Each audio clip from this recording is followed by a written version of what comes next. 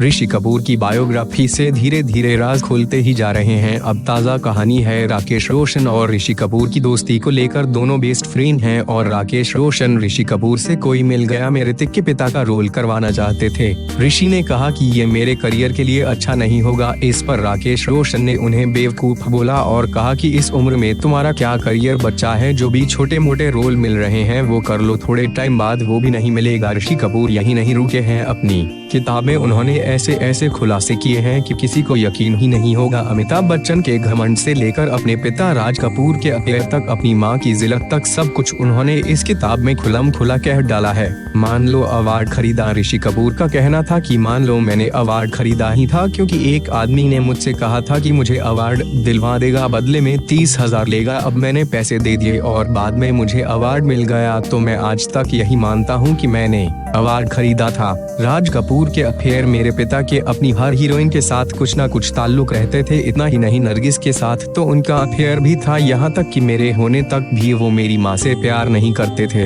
अमिताभ बच्चन का घमंड। ऋषि कपूर का कहना है कि अमिताभ बच्चन अपने किसी भी को स्टार को फिल्म का क्रेडिट नहीं देते थे, चाहे वो शशि कपूर हो, धर्मेंद्र हो, विनोद मेहरा हो या फिर मैं। उन्हें हर वक्त यही लगता था कि फिल्म में उनके अलावा और कोई जरूरी नहीं है। शाहरुख मुझे थैंक यू कहे। ऋषि कपूर कहते हैं कि शाहरुख को डर मेरी वजह से मिली। मैं उस दौरान नेगेटिव रोल नहीं करना चाहता था। बाद में यश जी ने मुझे सनी वाला रोल करने को कहा, पर मैंने मना कर दिया क्योंकि मुझे पता था कि दूसरा किरदार इस रोल को खा जाएगा। दाऊद इब्राहिम के साथ चाय में दाऊद से मिलने पहुंचा तो बताया गया कि दाऊद ने कहा कि वे शराब न पीते हैं और न ही किसी को पिलाते हैं, इसलिए उन्हें चाय पर बुलाया गया है। दाऊद ने कहा कि उन्हें तवायफ काफी पसंद आई क्योंकि उसमें मेरा नाम दाऊद था। रणबीर कपूर से रिश्ते। मेरे और रणबीर के बीच एक कांच की दीवार है। हम एक दूसरे को देखते हैं मगर कुछ भी महसूस नहीं करते। इसे सुधारने को लेकर नीतू ने प्रयास किए और मुझे भी इस बात की चिंता थी, मगर जब तक बहुत देर हो चुकी थी। माँ का कितना ध्यान। मेरे पिता शराब और फिल्म की मुख्य हीरोइनों से बहुत प्यार करते थे। फिल्म जगत की जानी मानी एक्ट्रेस नरगिस और वे जयंती माला से उनका अफेयर भी रहा। एक मौका ऐसा भी आया जब इसके कारण मेरी माँ कृष्णा कपूर मुझे लेकर घर छोड़कर भी चली गई थी।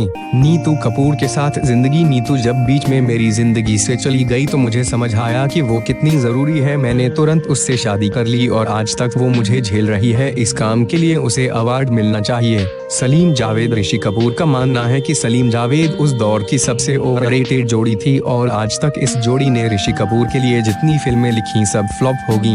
राजेश खन्ना का सपना तोड़ा। राजेश खन्ना का सपना था कि वो राज कपूर के साथ काम करें। सत्यम शिवम सुंदरम के लिए उन्हें फाइनल भी कर लिया गया था, लेकिन ऋषि कपूर ने राज कपूर का दिमाग बदल दिया और राजेश खन्ना का सपना सपना ही रह गया था।